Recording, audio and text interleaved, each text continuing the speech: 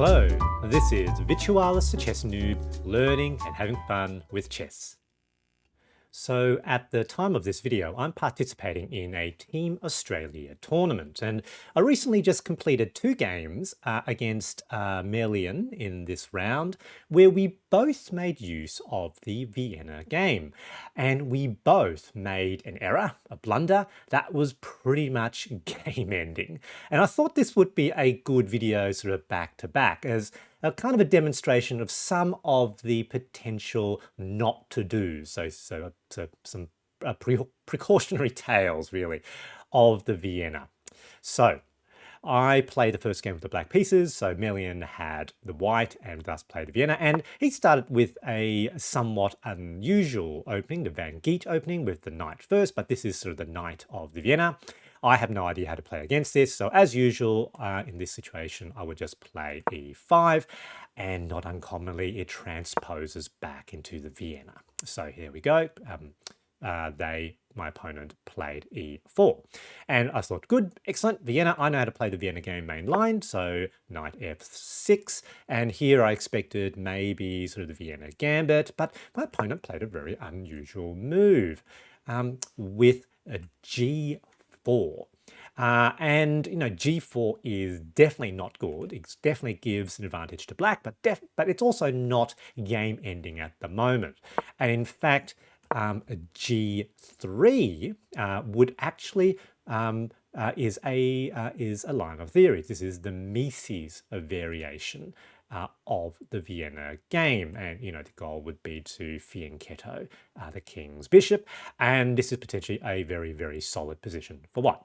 But they played g4, which immediately, of course, starts to weaken that light square diagonal if the bishop is not placed in that square, pretty quickly.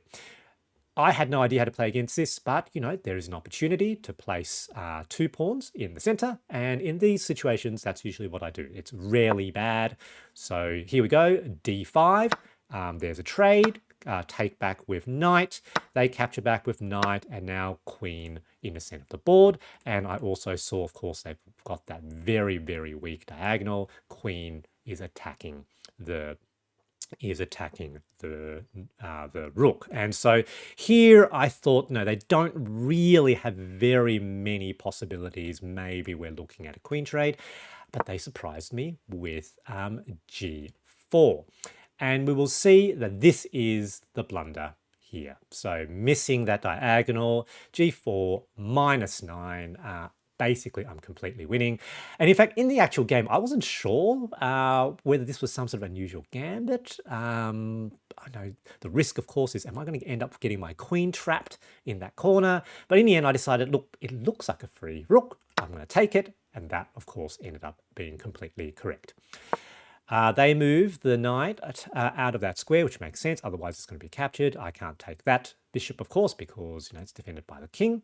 At this point, I just wanted to hightail my queen out of there, don't get it trapped, and if I could then sort of end up trading pieces, trading queens, that would be very good for me. So queen e4 with check.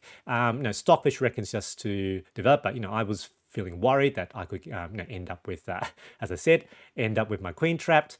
They block with the bishop, which of course is not that good a move because that bishop is now pinned to the king.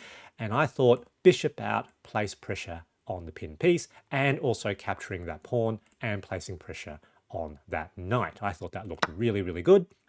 Stockfish saw, more powerful line, but I saw no problems with that. They push a pawn here.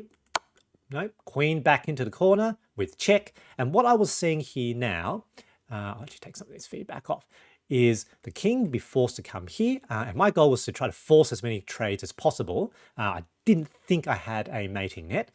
That would now be check again. Of course, the queen look at each other. The king would be forced to move again. And then I thought, okay, queen trade queens. The king would still be in check. And at the end of this, I thought I could basically win just another completely free piece. So king moves out of the way. Check. King is forced to move again. Check. And queen captures queen.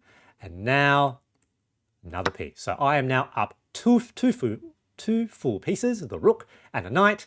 My goal, try to play conservatively, trade pieces if I can. I am completely winning. And really, the game, doesn't have much puff after here.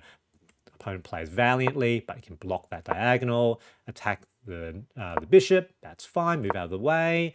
That's fine. Here, capture that sort of free pawn.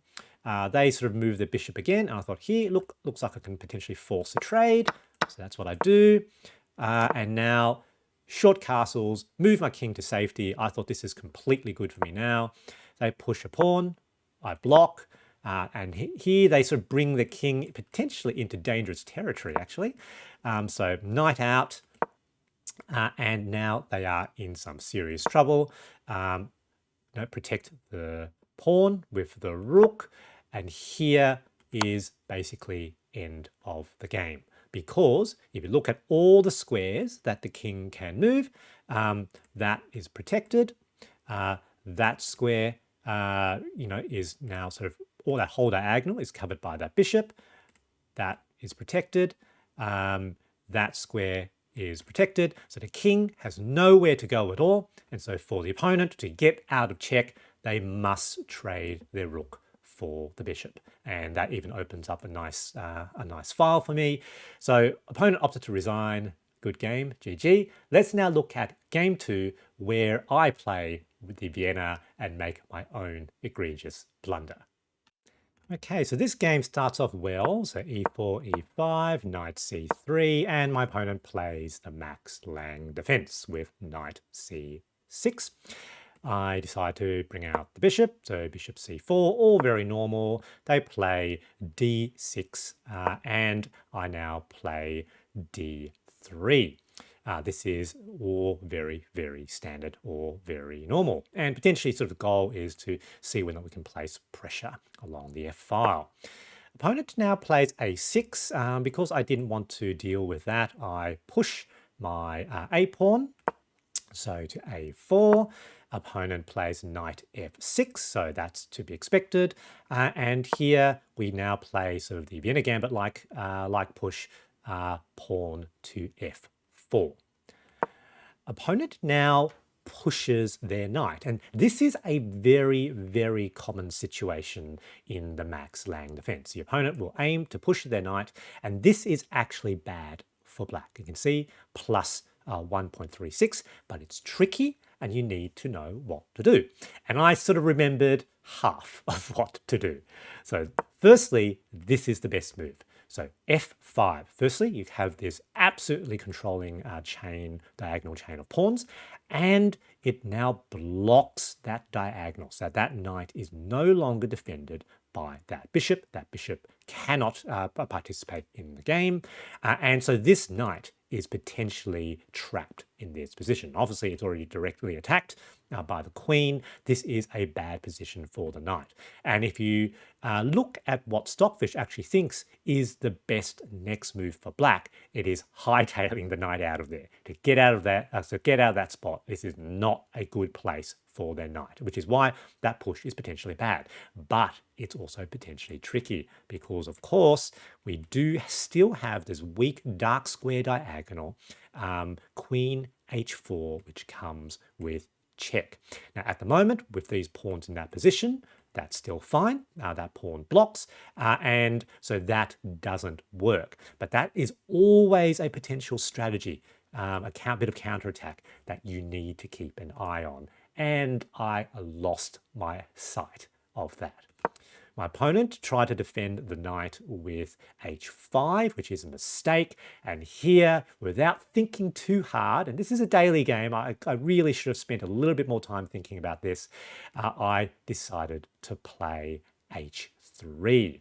Now with h3, there's the blunder, -3. I no longer have a means of blocking that attack. So you can see that Stockfish suggests to move the knight out first, so knight to f3, which of course now provides that defense, and now he can attack that knight. Queen h4 with check, and sort of mindlessly, without thinking, move the king. Now, this is what happens when I play daily games and I sort of respond to moves on my phone or my tablet. So king to f1, and of course, dum dum dum, that is checkmate. I felt very, very silly after this, but this is always something you need to look out for, because up to prior to that blunder, I am in a very, very winning position. So something to remember. Good game for the opponent. GG. There is one big takeaway from this game. Always remember that Queen h4 with check is a potential counter-attack by black in the Vienna game. I hope you found this video interesting, and thanks for watching.